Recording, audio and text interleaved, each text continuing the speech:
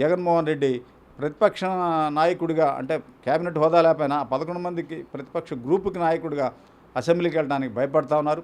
దీనికి కారణం ప్రధానంగా 2019-24 మధ్య అసెంబ్లీలో ఆయన హయాంలో అప్పట్లో వైకాపాకు చెందిన మంత్రులు, ఎమ్మెల్యేలు, తెలుగుదేశం నాయకులు దూషించింది అంతా కూడా గుర్తుపెట్టుకొని తన మీద వాళ్ళు ప్రయోగిస్తారనేటువంటి బాధ, భయంతో జంకుతున్నట్టుగా ఉంది.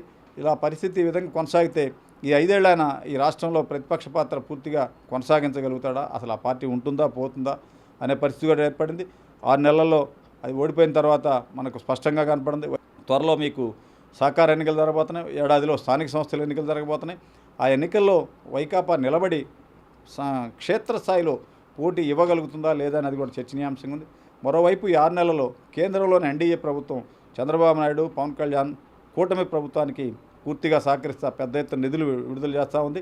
ఒకవైపు పోలవరం రాజధానికి పెద్ద ఎత్తున నిధులు ఇవ్వడం వల్ల కూడా అభివృద్ధి కార్యక్రమాలు పరుగులు తీసే పరిస్థితి కనపడింది.